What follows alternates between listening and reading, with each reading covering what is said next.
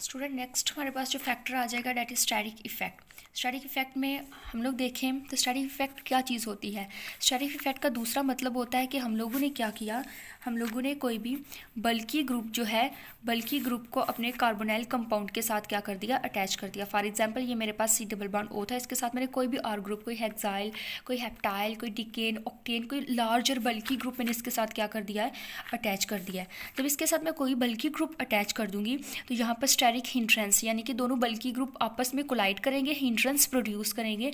तो अब देखना है कि उस हिंड्रेंस के रिजल्ट में कार्बोनाइल ग्रुप की रिएक्टिविटी पे क्या इफेक्ट होगा। सो स्टूडेंट सबसे पहले इसमें एक पॉइंट डिस्कस कर लेते हैं, ट्राइगोनल प्लेनर। जो हमारा कार्बोनाइल कंपाउंड है उसकी शेप क्या है, ट्राइगोनल प्लेनर। यानी कि आप देखें यहाँ पर मेरे पास इस तरह का इसका कुछ स्ट्रक्चर है। अगर इसकी हम लोग ऑर्बिटल्स ड्रॉ करें तो ये कुछ इस तरह से ड्रॉ होते हैं, इस तरह से ड्रॉ होते हैं। तो ये क्या बन जाती है, ये आपके पास एक ट्राइगोनल शेप बन जाती है। तो कार्बोनाइल कंपाउंड की शेप क्या है, ट्राइगोनल प्लेनर। लेकिन जब इसके ऊपर एक न्यूक्लियोफाइल आकर अटैक करेगा, जब इसके ऊपर न्यूक्लियोफाइल अटैक करेगा, पहले इसके साथ 3 एटम्स अटैच हैं। 1 कोई एक इधर अटैच होगा, 2 और एक इधर, 3 एटम्स अटैच है। फॉर एग्जांपल इधर हमने अटैच की 3 एटम्स। न्यूक्लियोफाइल अटैक करेगा इसके ऊपर। जब न्यूक्लियोफाइल अटैक करेगा तो ये कितने एटम्स इसके ऊपर अटैच हो गए, न्यूक्लियोफाइल इधर अटैक करेगा, this will charge will shift here. तो क्या होगा, न्यूक्लियोफाइल के इसके साथ बॉन्ड बन जाएगा, ऑक्सीजन के ऊपर नेगेटिव चार्ज। तो 1 2 3 4 इसके ऊपर ये टेट्राहेड्रल बन जाएगा, ट्राइगोनल से टेट्राहेड्रल शेप के अंदर आ जाएगा। और यहाँ पर इसकी एक ट्रांजिशन स्टेट इस्टेब्लिश हो जाएगी। अब ये जो ट्रांजिशन स्टेट है, यहाँ पर क्या होगा, जब आपके ये दो बल्की ग्रुप इथाइल इथाइल आपस में क्या करेंगे, ट्रांजिशन स्टेट में एक दूसरे के बिल्कुल क्लोज आ जाएंगे। जब एक दूसरे के क्लोज आएंगे तो एक दूसरे के ऊपर हिंड्रेंस कॉज करेंगे, एक दूसरे के ऊपर कोई ना कोई कोलाइडिंग फोर्स जो है ना वो एग्जर्ट करेंगे। जब हिंड्रेंस कॉज करेंगे तो आपकी ट्रांजिशन स्टेट जो है, ये ट्रांजिशन स्टेट डिस्टेबल हो जाएगी और डिस्टेबलाइजेशन की वजह से आपकी ट्रांजिशन स्टेट की रिएक्टिविटी क्या होगी, डिक्रीज हो जाएगी। तो इस तरह से स्टूडेंट्स आप लोग कह सकते हो कि by the attachment of the bulky group along with the carbonyl atom the reactivity of the carbonyl group will be decrease. जैसे जैसे आप बल्की ग्रुप अटैच करोगे आपके कार्बोनाइल ग्रुप की रिएक्टिविटी क्या होगी, डिक्रीज होगी। यहाँ पे एक क्वेश्चन आ जाता है, अल्डिहाइड जो है आपका वो लेस स्टेरिक हिंड्रेंस को बियर करता है और जो आपका कीटोन है वो आपका ग्रेटर स्टेरिक हिंड्रेंस होता है। डैट मीन कि आपका जो अल्डिहाइड है उसके ऊपर स्टेरिक इफेक्ट कम होता है, लेकिन कीटोन के ऊपर स्टेरिक इफेक्ट क्या होता है, ज़्यादा होता है। तो इसके फार्मूलाज को देखते हैं, ये अल्डिहाइड का फार्मूला, ये कीटोन का फार्मूला। तो बेटा अल्डिहाइड के अंदर एक हाइड्रोजन फिक्स है और आप क्या कर सकते हो, चेंज कर सकते हो। तो आप मज़ीद अगर बल्की ग्रुप लगाओगे तो आर के ऊपर लगाओगे ना, अल्काइल ग्रुप को चेंज करोगे, इस आर को चेंज करोगे, इसके ऊपर बल्की ग्रुप लगाओगे, कोई हेप्टाइल कोई प्रोपाइल कुछ भी लगा सकते हो आप। तो आप सिर्फ एक पोजीशन के ऊपर लगाओगे, आप दूसरी पोजीशन को चेंज नहीं कर सकते। यहाँ पर आप दोनों पोजीशंस को चेंज करके उनके ऊपर बल्की ग्रुप क्या कर सकते हो, लगा सकते हो। तो यहाँ पर both R will be change with another heavy bulky groups, so create colliding force with each other, repulsion with each other, having greater steric hindrance.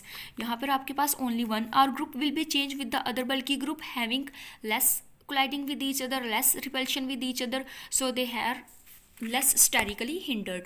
तो अगर हमारे पास अल्डिहाइड जो है वो लेस स्टेरिक हिंडर है, अल्डिहाइड लेस स्टेरिक हिंडर्ड है, अगर इसके अंदर स्टेरिक हिंड्रेंस क्या है, लेस, तो इसकी रिएक्टिविटी क्या है, ज़्यादा।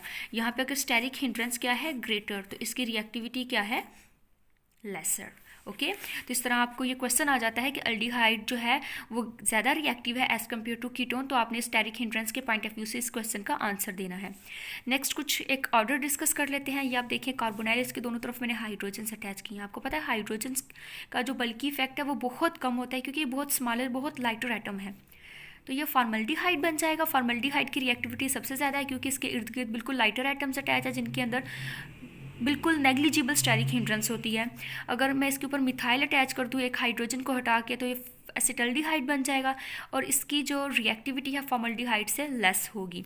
नेक्स्ट आप दोनों की जगह अगर मिथाइल ग्रुप अटैच कर दो तो ये आपके पास एसीटोन बन जाएगा जिसकी रिएक्टिविटी प्रीवियस वन से कम होगी। अगर यहाँ पे कोई C6H5 एरोमेटिक रिंग अटैच कर दी जाए तो ये एरोमेटिक कीटोन बन जाएगा और इसकी रिएक्टिविटी अपने प्रीवियस अल्काइल कीटोन से क्या होगी, लेसर होगी। तो इस तरह स्टूडेंट्स जैसे जैसे आप बल्कि चीज़ें अटैच करते जाओगे आपके पास रिएक्टिविटी क्या होती जाएगी, इंक्रीज होती जाएगी, डिक्रीज होती जाएगी, सॉरी। नेक्स्ट जो हमारे पास लास्ट वन है वो ये है कि साइक्लिक कीटोन और ओपन चेन कीटोन का कंपैरिजन करना है। एक तरफ हमारे पास क्या है, साइक्लिक कीटोन है, दूसरी तरफ हमारे पास ओपन चेन कीटोन है। तो हम लोग यहाँ पर क्या करेंगे, साइक्लिक कीटोन क्या होता है कि एक कीटोन है लेकिन वो साइकिल फॉर्म में, जैसे C double bond O CH2 और CH2, ये कीटोन आपके पास क्या है, एक साइकिल फॉर्म में कीटोन है। और यहाँ पर अगर हम लोग एक ओपन कीटोन लिखें, यहाँ पर दोबारा से लिख लेते हैं C double bond O CH3 और CH3, ये आपके पास क्या बन गया, एक ओपन कीटोन, एसीटोन हमने लिख लिया। ओपन कीटोन के अंदर ये आपके जो आर ग्रुप हैं ये इजीली मूव कर सकते हैं, they can be freely move. जब ये फ्रीली मूव करेंगे, फ्रीली एक दूसरे के साथ कोलाइजन कर सकते हैं, फ्रीली एक दूसरे के ऊपर रिपल्शन एक्सर्ट कर सकते हैं। जब फ्रीली मूव करेंगे, फ्रीली एक दूसरे के ऊपर रिपल्शन एक्सर्ट करेंगे, तो उसी तरह फिर क्या होगा, इन दोनों के अंदर स्टेरिक हिंड्रेंस क्या होगी, ग्रेटर होगी, और इनकी रिएक्टिविटी क्या होगी, कम होगी। लेकिन यहाँ पे ये जो कि क्लोज फॉर्म में है, रोटेट नहीं कर सकते, मूव नहीं कर सकते, ये रिज्ड होते हैं और एक दूसरे के ऊपर कोई रिपल्शन नहीं एक्सर्ट करेंगे, कोई स्टेरिक हिंड्रेंस एक्सर्ट नहीं करेंगे as compare to open chain. तो आप यहाँ पे कहोगे कि यहाँ पर इनकी रिएक्टिविटी क्या होती है, ग्रेटर होती है। तो अगर आप सेम एटॉमिक मास के ओपन और साइक्लिक कीटोन लो, तो वहाँ पे अगर रिएक्टिविटी को डिस्कस करो तो आप कहोगे कि ओपन चेन की रिएक्टिविटी जो है मेरे पास वो लेस होती है as compare to cyclic ketone. Next एक लास्ट पॉइंट है हमारे पास, उसको डिस्कस कर लेते हैं। That one is a acidic hydrogen. Acidic hydrogen क्या होते हैं, जो हाइड्रोजन आपके टर्मिनल पोजीशंस के ऊपर अटैच हों उनको क्या कहते हो, एसिडिक हाइड्रोजन। फॉर एग्जांपल अगर ये मेरे पास कीटोन था, कोई भी और चीज़ आप अटैच कर सकते हो, एक ये bond C double bond O, ये CH3 CH2 और एक हाइड्रोजन मैं इधर अटैच कर लूँगी, ये क्या बन गया, CH3। तो स्टूडेंट्स यहाँ पर आप लोग देख सकते हो कि ये जो मेरे पास एक कीटोन, या कह लो कि कार्बोनाइल का कोई मैंने मेंबर लिखा है, कीटोन कर लें, तो ये जो मेरे पास टर्मिनल चेन के बिल्कुल last end of the chain के एक सिरे पर जो मेरा हाइड्रोजन मौजूद है, उसे आप लोग क्या कहोगे, उसे आप लोग कहोगे एसिडिक हाइड्रोजन। अब एसिडिक हाइड्रोजन क्यों कहोगे, क्योंकि वो हाइड्रोजन क्या होते हैं, ईजिली रिप्लेसेबल, आप उसको ईजिली रिप्लेस कर सकते हो, वो ईजिली रिप्लेस होकर सोल्यूशन के अंदर चले जाएंगे। और H पॉजिटिव प्रोटोन जब सोल्यूशन के अंदर जाता है तो सोल्यूशन को क्या कर देता है, एसिडिक कर देता है, और मैं कहती हूँ मेरे पास ये क्या है, एसिडिक प्रोटोन है। नेक्स्ट आप लोग क्या करते हो, इसको अल्फ़ा प्रोटोन भी, सॉरी अल्फ़ा हाइड्रोजन भी कहते हो। आपको पता है कि आपके फंक्शनल ग्रुप के साथ जो कार्बन अटैच होगा वो अल्फ़ा कार्बन होगा, उस कार्बन के ऊपर जितनी भी हाइड्रोजन्स होंगी वो क्या होंगी, अल्फ़ा हाइड्रोजन। तो यहाँ पर आप कह सकते हो कि अल्फ़ा हाइड्रोजन एसिडिक हाइड्रोजन्स होती हैं because it is easily replaceable. यहाँ पर इसको डिस्कस कर लेते हैं। ये मेरे पास एक अल्फ़ा कार्बन है, फंक्शनल ग्रुप के साथ जो कार्बन अटैच होंगी दैट इज़ अल्फ़ा कार्बन, और ये उस अल्फ़ा कार्बन की क्या है, अल्फ़ा हाइड्रोजन।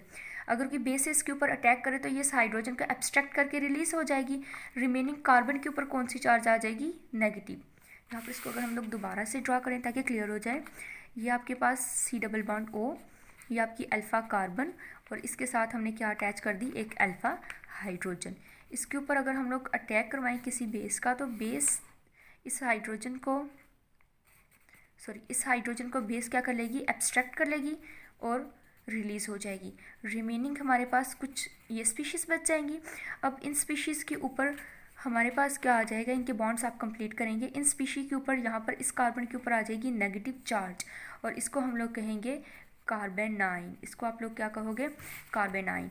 अब अगर इसकी एक और हाइब्रिड फॉर्म इसी की ड्रा करें, हाइब्रिड फॉर्म के लिए आप ये एरो इस्तेमाल करते हो, इसी के अगर हम लोग हाइब्रिड फॉर्म ड्रा करें तो यहाँ पर क्या होगा, ये नेगेटिव चार्ज जो है वो शिफ्ट होगी इस ऑक्सीजन के ऊपर, और ये डबल बॉन्ड शिफ्ट हो जाएगा इन दोनों कार्बन्स के दरमियान, C डबल बॉन्ड C, और नेगेटिव चार्ज इस ऑक्सीजन के ऊपर शिफ्ट हो जाएगी। ये कार्बेनाइन फॉर्म होगी, और इसको आप लोग क्या कहोगे, इनोलेट। जब आपके पास नेगेटिव चार्ज ऑक्सीजन के ऊपर आ जाएगी तो ये आपके पास क्या कहलाएगा, इनोलेट कहलाएगा। सो स्टूडेंट एक और इंपॉर्टेंट क्वेश्चन आ जाता है, और वो क्वेश्चन ये आ जाता है कि why enolate ions are more stable as compared to carbanions. तो इस वजह से कि अगर जब नेगेटिव चार्ज आपके पास कार्बन एटम के ऊपर हो, तो नेगेटिव चार्ज कार्बन के ऊपर जब होगी तो ये रूल्स के अगेन है। रूल्स के अगेन कैसे है कि वो कहता है कि नेगेटिव चार्ज कभी भी इलेक्ट्रोपॉजिटिव कार्बन के ऊपर नहीं होनी चाहिए। अगर नेगेटिव चार्ज इलेक्ट्रोपॉजिटिव कार्बन के ऊपर होगी तो ये कार्बन आपके लेस स्टेबल होंगे। अगर नेगेटिव चार्ज आपकी इलेक्ट्रोनेगेटिव एटम के ऊपर होगी तो वो आपके पास जो कंपाउंड्स या जो स्ट्रक्चर बनेंगे वो ज़्यादा स्टेबल होंगे। तो यहाँ पर आप लोग देख सकते हो कि आपके पास ये जो नेगेटिव चार्ज है यहाँ पर वो इलेक्ट्रोपॉजिटिव कार्बन के ऊपर है, और अगर नेगेटिव चार्ज इलेक्ट्रोपॉजिटिव एटम के ऊपर हो और जो स्ट्रक्चर बने वो स्ट्रक्चर क्या होगा, लेस स्टेबल होगा as compare to negative charge on the electronegative atom. तो जब negative charge on the electronegative atom के ऊपर होगी तो वो आपको ग्रेटर स्टेबिलिटी प्रोवाइड करेगी as compare to negative charge on the electropositive atom. So students, it's all about today lecture. अगर आपको कोई किसी किस्म का क्वेश्चन हुआ तो नीचे आप कमेंट सेक्शन में ज़रूर पूछ सकते हैं। Best of luck, stay blessed, stay home.